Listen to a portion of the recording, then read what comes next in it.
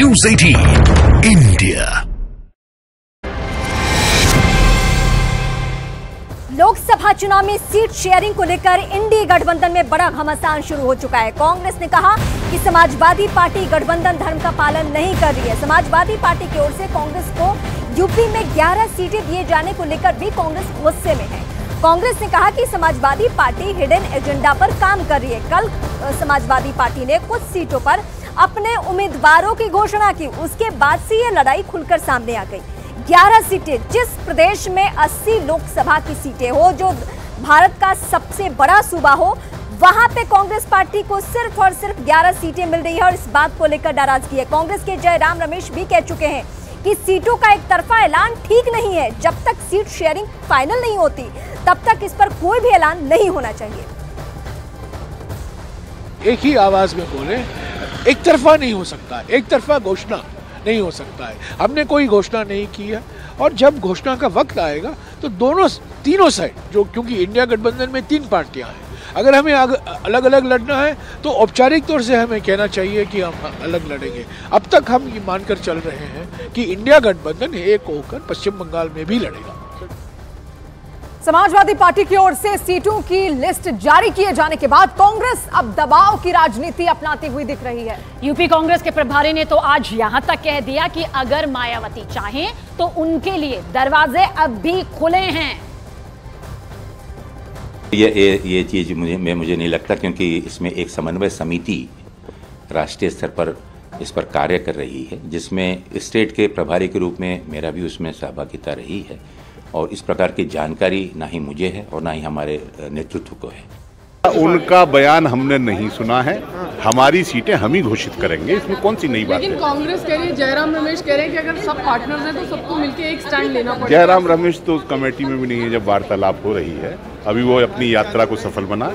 लेकिन अलायंस होगा सर, ऐसे आपने अलग कर दिया है, आरएलडी को अलग से सीटें दे दी। अलायंस के तहत ही आरएलडी को सीटें दी गई। कांग्रेस तो खुश नहीं है ना 11 सीटें जो आप। अब खुश और नाखुश का सवाल नहीं है, बातचीत होगी तो खुश हो जाएगी।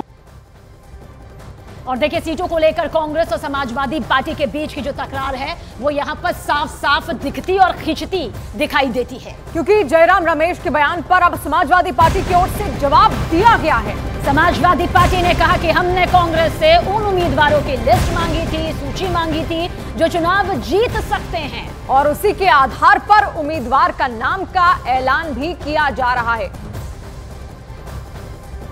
हमारे साथ इस वक्त मौजूद हैं फखरुल हसन चांद, समाजवादी पार्टी के प्रवक्ता जयराम रमेश कांग्रेस के कद्दावर नेता हैं। उन्होंने सीधे सीधे कहा है कि अगर समाजवादी पार्टी को इस तरीके से अपना ही लिस्ट निकालना है तो गठबंधन का क्या मतलब है। देखिए, समाजवादी पार्टी ने कांग्रेस से बातचीत के बाद ही ये जो लिस्ट है इसको जारी किया था, क्योंकि ये लिस्ट, ये जो प्रत्याशियों की सूची है, इनमें कहीं कोई विवाद नहीं था, इनमें कहीं कोई किसी दूसरे दल की डिमांड भी नहीं थी। तो समाजवादी पार्टी भारतीय जनता पार्टी को हराना चाहती है। हमारे पास लोकसभा चुनाव में समय कम है और कांग्रेस को चाहिए, जब समाजवादी पार्टी चाहती थी कि दिसंबर तक सीटों का बंटवारा हो जाए, अब जनवरी भी ख़त्म हो रहा है आज और सीटों का पूरा बंटवारा नहीं हो पाया, इसलिए समाजवादी पार्टी भारतीय जनता पार्टी को हराना चाहती है और समाजवादी पार्टी ने इसलिए सीटों का बंटवारा किया है, उन सीटों का बंटवारा किया है जिनको। और इस वक्त सबसे बड़ी खबर बंगाल से, जहां बंगाल में इंडी गठबंधन को बड़ा झटका लगा है। बंगाल में ममता बनर्जी ने अकेले चुनाव लड़ने का ऐलान बहुत पहले ही कर दिया। ममता बनर्जी ने कहा कि वो बंगाल में अकेले चुनाव लड़ेंगी, यानी एक बार फिर से अपने ही बयान को उन्होंने दोहराया है, फिर से क्लियर किया है कि बंगाल में वो सीटों पर किसी के साथ समझौता नहीं करने वाली है, सीट शेयरिंग नहीं करने वाली है, वो अकेले चुनाव लड़ने वाली है। ममता ने एक बार फिर से क्लियर कर दिया है। यानी एक तरफ आज कांग्रेस पार्टी की तरफ से बार बार ये कहा जा रहा था कि अगर किसी को अकेले चुनाव लड़ना है तो क्लियर करे, ममता ने फिर क्लियर कर दिया।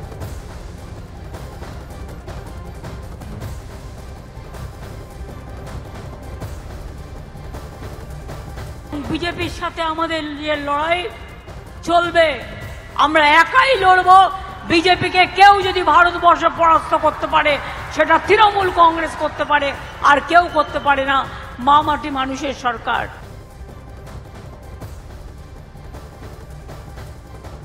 महाकोश